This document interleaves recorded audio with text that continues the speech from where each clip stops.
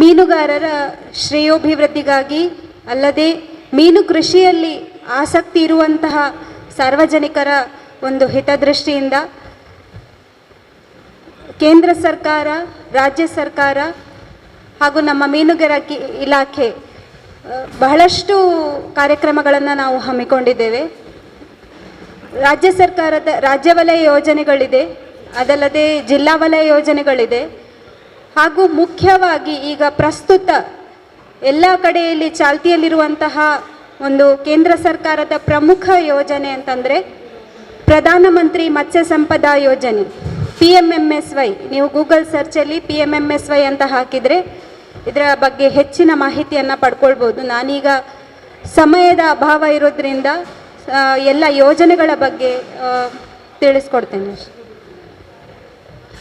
PMMSY ಯೋಜನೆಯ ಪ್ರಮುಖ ಉದ್ದೇಶ ಏನು ಅಂತಂದರೆ ಜವಾಬ್ದಾರಿಯುತ ಮೀನುಗಾರಿಕೆ, ಸುಸ್ಥಿರ ಮೀನುಗಾರಿಕೆ ಹಾಗೂ ನಮ್ಮ ರಾಜ್ಯದ ಅಥವಾ ದೇಶದ ಮೀನು ಉತ್ಪಾದಕತೆಯನ್ನು ಹೆಚ್ಚಿಸುವಂಥದ್ದು ಹಾಗೂ ಮೀನು ಕೃಷಿ ಅಲ್ಲದೆ ನಮ್ಮ ಇಲ್ಲಿ ಕರಾವಳಿ ಭಾಗದಲ್ಲಿ ನಾವು ಮೀನುಗಾರಿಕೆ ಅಂತಂದರೆ ಸಮುದ್ರ ಮೀನುಗಾರಿಕೆಯನ್ನು ಮಾಡ್ತೇವೆ.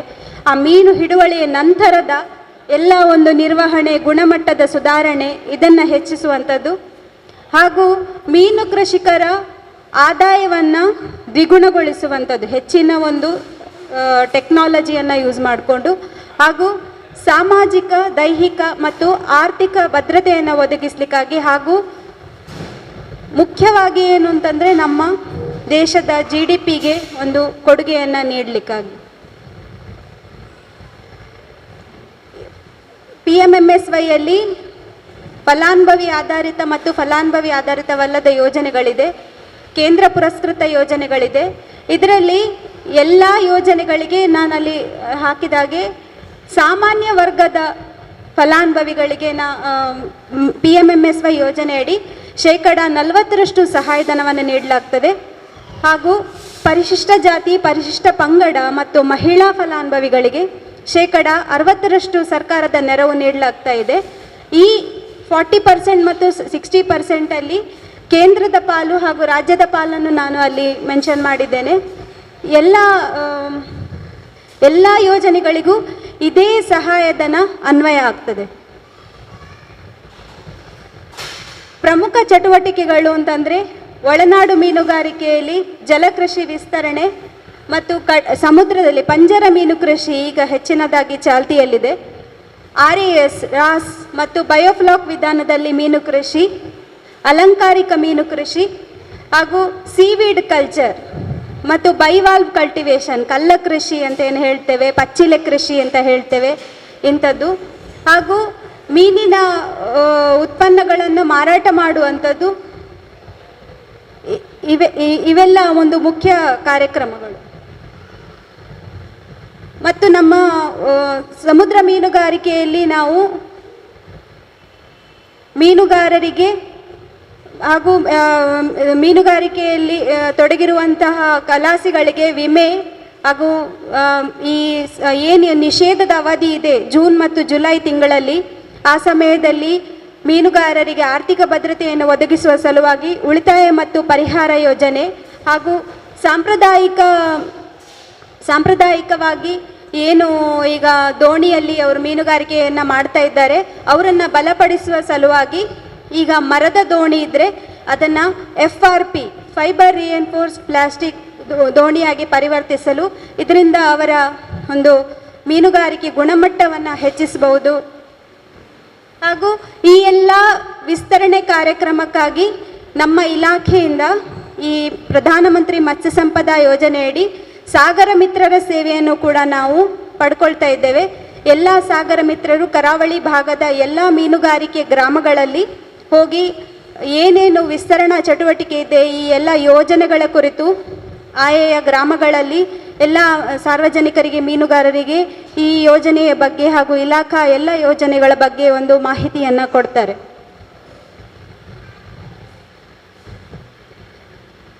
ಈಗ ಹೆಚ್ಚಿನ ಚಾಲ್ತಿಯಲ್ಲಿರುವಂಥದ್ದು ಪಂಜರದಲ್ಲಿ ಮೀನು ಕೃಷಿ, ಬ್ಯಾಕ್ ವಾಟರ್ಸಲ್ಲಿ ಪಂಜರದಲ್ಲೆಲ್ಲ ಮೀನು ಕೃಷಿ ಮಾಡ್ತಾ ಇದ್ದಾರೆ. 5 ಲಕ್ಷ ಘಟಕ ವೆಚ್ಚ. ಇದರಲ್ಲಿ ವ್ಯಕ್ತಿಗತವಾಗಿ 5 ಪಂಜರಗಳಿಗೆ ನಾವು ಸಹಾಯಧನವನ್ನು ನೀಡ್ತೇವೆ. ಸೀಬಾಸ್, ಆಮೇಲೆ ತಿಲಾಪಿಯ ಇಂಥದ್ದೆಲ್ಲ ಮೀನುಗಳನ್ನು ಮುಲ್ಕಿಯಲ್ಲಿ ನಮ್ಮ ಇಲಾಖೆಯ ಜಾಗ ಇದೆ. ಇಲ್ಲಿ ನಾವು ಹಿನ್ನೀರು ಮೀನುಮರಿ ಉತ್ಪಾದನಾ ಕೇಂದ್ರವನ್ನು ಸ್ಥಾಪಿಸಲು ಉದ್ದೇಶಿಸಲಾಗಿದೆ. ಇದು ಇನ್ನೂ ಅಪ್ರೂವಲ್ ಆಗಿಲ್ಲ, ಇದು ಮುಂದೆ ಆಗಲಿಕ್ಕಿದೆ. ಆಳ ಸಮುದ್ರದ ಮೀನುಗಾರಿಕೆ ಇದು ಈಗ ಪ್ರಸ್ತುತ ಎಲ್ಲ ಕಡೆಯಲ್ಲಿ ನಮಗೆ ರಾಜ್ಯ ಸರ್ಕಾರದಿಂದಲೂ ಕೂಡ ಈ ಒಂದು ಯೋಜನೆಯನ್ನು ಯಶಸ್ವಿಯಾಗಿ ಅನುಷ್ಠಾನ ಮಾಡಲಿಕ್ಕಾಗಿ ಬಹಳಷ್ಟು ಪ್ರೋತ್ಸಾಹವನ್ನು ನೀಡ್ತಾ ಇದ್ದಾರೆ. ಈ ಯೋಜನೆಯಡಿ ಈಗ ಏನು ಮರದ ಬೋಟುಗಳಿದೆ, ದೊಡ್ಡ ಬೋಟುಗಳು, ಈಗ ದಕ್ಷಿಣ ಕನ್ನಡ ಜಿಲ್ಲೆಯಲ್ಲಿ 1400 ಮೋಟರೈಸ್ಡ್ ಮೆಕ್ಯಾನಿಕಲ್ ಅಂದರೆ ಪರ್ಸೀನ್ ಮತ್ತು ಟ್ರಾಲ್ ದೋಣಿಗಳು ಅಂತ ಏನು ಹೇಳ್ತೇವೆ, ಯಾಂತ್ರೀಕೃತ ಮೀನುಗಾರಿಕೆ ಬೋಟುಗಳು, ಇವು 1400ರಷ್ಟಿದೆ. ಇದರಲ್ಲಿ ನಮಗೆ ಈ ವರ್ಷ ಇಡೀ ರಾಜ್ಯಕ್ಕೆ 100 ಗುರಿಗಳನ್ನು ನಿಗದಿಪಡಿಸಲಾಗಿದೆ. ಅದರಲ್ಲಿ ಅದೃಷ್ಟವಶ ದಕ್ಷಿಣ ಕನ್ನಡ ಜಿಲ್ಲೆಗೆ ಅತಿ ಹೆಚ್ಚಿನ ಗುರಿ ಇದೆ, ಅದು 65 ಗುರಿಗಳನ್ನು ಈಗಾಗಲೇ ನೀಡಲಾಗಿದೆ. ಇದರ ಘಟಕ ವೆಚ್ಚ 1,20,00,000. ಒಂದು ಬೋಟ್ ನಿರ್ಮಿಸಲಿಕ್ಕಾಗಿ 1,20,00,000 ಘಟಕ ವೆಚ್ಚದಲ್ಲಿ ಸಾಮಾನ್ಯ ವರ್ಗದ ಫಲಾನುಭವಿಗಳಿಗೆ 40% ಅಂದರೆ 48 ಲಕ್ಷ, ಹಾಗೂ ಪರಿಶಿಷ್ಟ ಜಾತಿ, ಪರಿಶಿಷ್ಟ ಪಂಗಡ ಮತ್ತು ಮಹಿಳಾ ಫಲಾನುಭವಿಗಳಿಗೆ 60% ಅಂದರೆ 72 ಲಕ್ಷದಷ್ಟು ಸಹಾಯಧನವನ್ನು ನೀಡ್ತೇವೆ. ಇದರಲ್ಲಿ ಈ ಎಲ್ಲ ಯೋಜನೆಗಳನ್ನು ಅನುಷ್ಠಾನಗೊಳಿಸಲು ಒಂದು ಜಿಲ್ಲಾ ಮಟ್ಟದ ಸಮಿತಿಯನ್ನು ರಚಿಸಲಾಗಿದೆ. ಇದರಲ್ಲಿ ಮಾನ್ಯ ಜಿಲ್ಲಾಧಿಕಾರಿಗಳು ಅಧ್ಯಕ್ಷರಾಗಿದ್ದಾರೆ. ಏನು ನಮಗೆ ಅರ್ಜಿಗಳು ಸ್ವೀಕೃತವಾಗ್ತದೆ, ಈ ಎಲ್ಲ ಸ್ಕ್ರೂಟಿನಿ ಆದಮೇಲೆ ನಾವು ಜಿಲ್ಲಾ ಮಟ್ಟದ ಸಮಿತಿ ಸಭೆಯಲ್ಲಿ ನಾವು ಇದನ್ನು ಮಂಡಿಸಿ ಅನುಮೋದನೆ ತಗೊಂಡ ಮೇಲೆ ನಾವು ಕಾರ್ಯಾದೇಶವನ್ನು ಕೊಡ್ತೇವೆ. ಈ ಮರದ ಬೋಟನ್ನು ಹೊಂದಿರುವಂತಹ ಮೀನುಗಾರರು ಅವರು ಈ ಯೋಜನೆಯನ್ನು ಪಡೆಯಲು ಅರ್ಹರಾಗಿದ್ದಾರೆ. ಇದೇ ಬೋಟುಗಳಿಗೆ ಈಗ ಜೈವಿಕ ಶೌಚಾಲಯವನ್ನು ಹಾಕಬೇಕು ಅಂತ ಕೇಂದ್ರ ಸರ್ಕಾರದ ಒಂದು ಯೋಜನೆ. ಇದರಲ್ಲಿ ನಾನು ಘಟಕ ವೆಚ್ಚದಲ್ಲಿ 35,000 ಅಂತ, ಅದು ಅಲ್ಲ 35,000 ಅಲ್ಲ, ಅದು 50,000 ಆಗಬೇಕಿತ್ತು.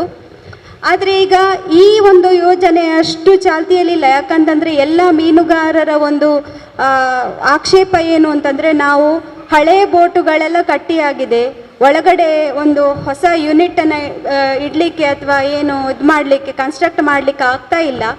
ಹಾಗಾಗಿ ನಮಗೆ ಇದರಿಂದ ಒಂದು ವಿನಾಯಿತಿಯನ್ನು ಕೊಡಬೇಕು, ಮುಂದೆ ಕಟ್ಟುವಂತಹ ಬೋಟ್ಗಳಲ್ಲಿ ಮಾತ್ರ ಇದನ್ನು ನೀವು ಕಡ್ಡಾಯ ಮಾಡಬೇಕು ಅಂತ ಹೇಳಿ ಒಂದು ಅವರಿಂದ ಮನವಿ ಇದೆ.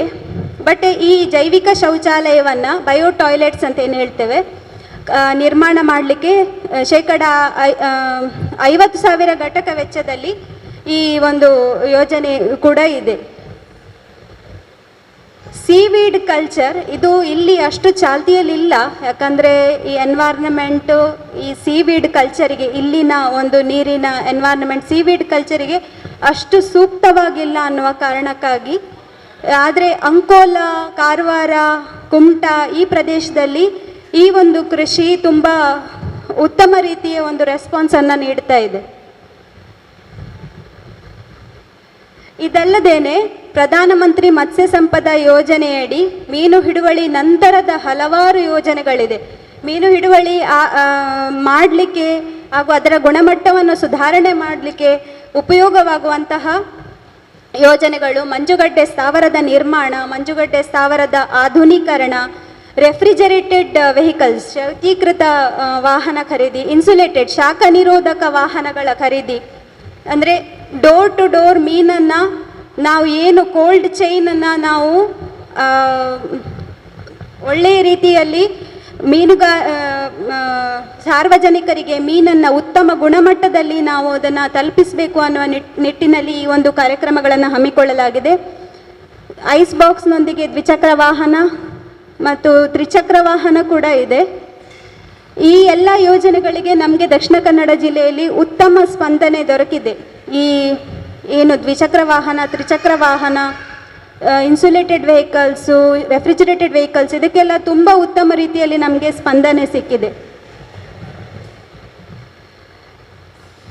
ಅಲಂಕಾರಿಕ ಮೀನುಗಳನ್ನು ಅಥವಾ ಏನು ಫ್ರೆಶ್ ಫಿಶ್, ಹಸಿ ಮೀನನ್ನು ಮಾರಾಟ ಮಾಡಲಿಕ್ಕೆ ಕಿಯೋಸ್ಕ್ ಆಗಿರ್ಬೋದು, ಹಾಗೂ ಇನ್ನೊಂದು ಸಾಂಪ್ರದಾಯಿಕ ಮೀನುಗಾರರಲ್ಲಿ ಉತ್ತಮ ಸ್ಪಂದನೆ ದೊರಕಿದಂಥ ಯೋಜನೆ ಅಂತಂದರೆ, ಸಾಂಪ್ರದಾಯಿಕ ಮೀನುಗಾರರಿಗೆ ಅವರ ಸಣ್ಣ ದೋಣಿಯನ್ನು ಈ FRP ರೀಇನ್ಫೋರ್ಸ್ಡ್ ಪ್ಲಾಸ್ಟಿಕ್ ದೋಣಿಯಾಗಿ ಪರಿವರ್ತಿಸಲಿಕ್ಕೆ ಇದರ ಘಟಕ ವೆಚ್ಚ 5 ಲಕ್ಷ ಆಗಿದೆ.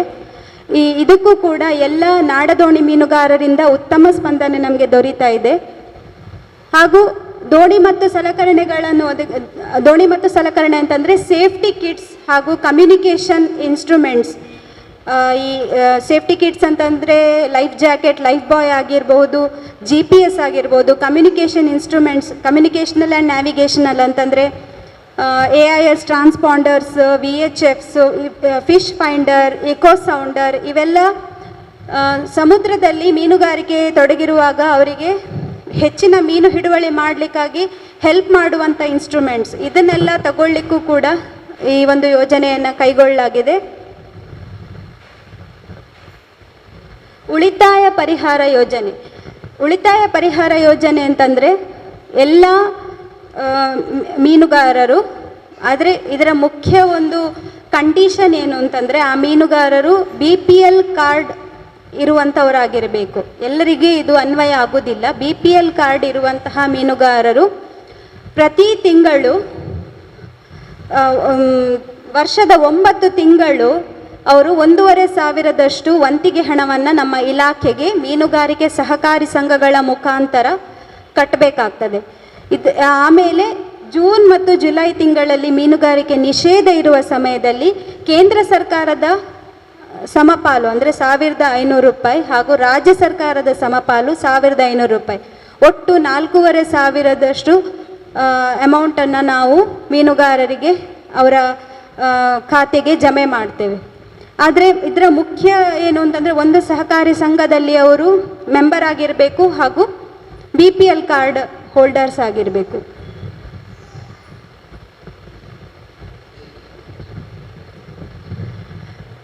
PMMSY ಯೋಜನೆಯಲ್ಲಿ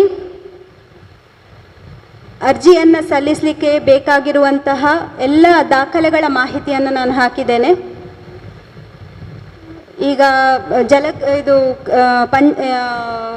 ಒಳನಾಡು ಮೀನುಗಾರಿಕೆ, ಮೀನು ಕೃಷಿ ಮಾಡೋದಿದ್ರೆ ಜಾಗದ RTC ಇರಬೇಕು, ಅಥವಾ ಮಿನಿಮಮ್ 10 ಇಯರ್ಸ್ ಅವರು ಲೀಸಲ್ಲಿ ಇರಬೇಕು ಆ ಜಾಗ ಅವರ ಹೆಸರಿಗೆ.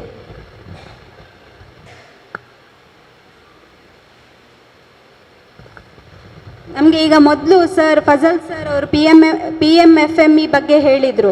ನಮ್ಮ ಇಲಾಖೆಯಲ್ಲಿ ಕೂಡ ಈ ಒಂದು PMFME ಸ್ಕೀಮ್ ಇದೆ. ಅಂದರೆ ಮೀನು ಮೌಲ್ಯವರ್ಧಿತ ಮೀನಿನ ಉತ್ಪನ್ನಗಳನ್ನು ಮಾಡಲಿಕ್ಕೆ, ಅಂದರೆ ಮೀನಿನ ಹಪ್ಪಳ ಆಗಿರ್ಬೋದು, ಚಿಪ್ಸ್ ಆಗಿರ್ಬೋದು, ಉಪ್ಪಿನಕಾಯಿ ಅಥವಾ ಚಟ್ನಿ, ಒಣ ಮೀನಿನ ಚಟ್ನಿ, ಇದೆಲ್ಲ ಮಾಡಲಿಕ್ಕೆ ನಾವು ಹಲವಾರು ಜನರಿಗೆ ತರಬೇತಿಯನ್ನು ನೀಡಿದ್ದೇವೆ. ಹಾಗೂ 1-2-3 ಗುಂಪಿನವರು ಅದರಲ್ಲಿ ಯಶಸ್ವಿಯಾಗಿ ಕೂಡ ಇದ್ದಾರೆ. ಅವರಿಗೆ ಈ PMFME ಸ್ಕೀಮಿಂದ ಬಹಳಷ್ಟು ಪ್ರಯೋಜನ ಕೂಡ ಆಗಿದೆ.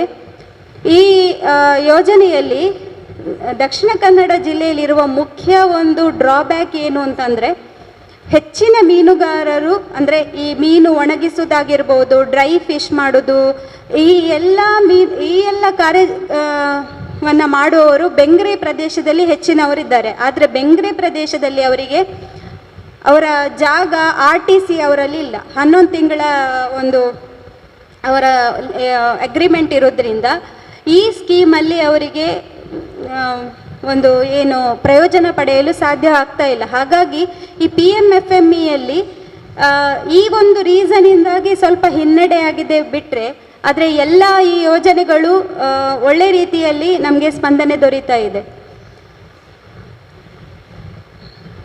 ಅಂತಿಮವಾಗಿ ಅದೇ PMMSY ಯೋಜನೆಯಿಂದ ನಮ್ಮ ಮೀನು ಉತ್ಪಾದನೆಯನ್ನು ಹೆಚ್ಚಿಸುವುದಾಗಿರ್ಬೋದು, ಮತ್ತು ಮೀನು ಹಿಡುವಳಿಯ ನಂತರದ ನಷ್ಟವನ್ನು ತಗ್ಗಿಸುವುದು, ಹಾಗೂ ಮೀನುಗಾರರ ಒಂದು ಆರ್ಥಿಕ ಬೆಳವಣಿಗೆ ಕೂಡ ಒಂದು ಇಲ್ಲಿ ಮುಖ್ಯ ಪಾತ್ರವನ್ನು ವಹಿಸ್ತದೆ.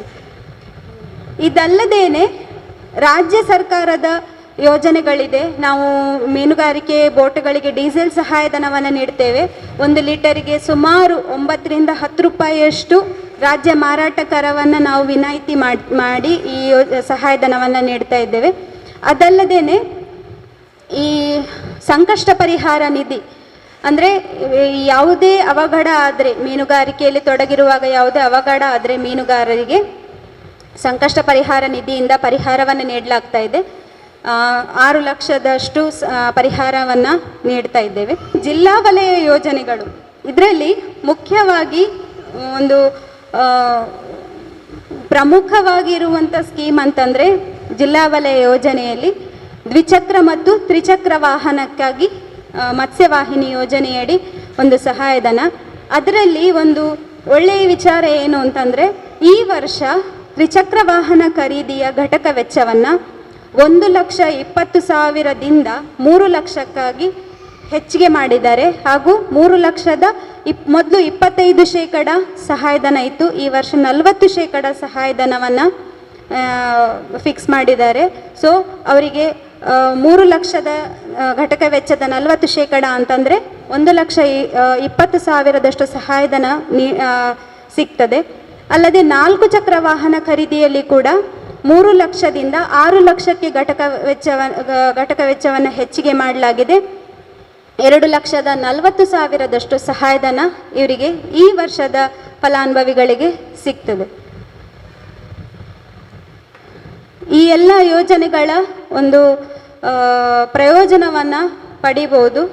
ನಮ್ಮ ಮೀನುಗಾರಿಕೆ ಇಲಾಖೆಯ ಕಚೇರಿ ಮೀನುಗಾರಿಕೆ ಬಂದರು ಧಕ್ಕೆಯಲ್ಲಿದೆ. ಮೀನುಗಾರಿಕೆ ಜಂಟಿ ನಿರ್ದೇಶಕರ ಕಚೇರಿ, ಮೀನುಗಾರಿಕೆ ಸಹಾಯಕ ನಿರ್ದೇಶಕರ ಕಚೇರಿ, ಮೀನುಗಾರಿಕೆ ಉಪನಿರ್ದೇಶಕರ ಕಚೇರಿ ಎಲ್ಲವೂ ಕೂಡ ನಮ್ಮ ಮಂಗಳೂರು ಮೀನುಗಾರಿಕೆ ಬಂದರಿನಲ್ಲಿದೆ. ಅಲ್ಲದೆ ZP ಬಿಲ್ಡಿಂಗಲ್ಲಿ ಮೀನುಗಾರಿಕೆ ಉಪನಿರ್ದೇಶಕರ ಕಚೇರಿ 2nd ಫ್ಲೋರಲ್ಲಿದೆ.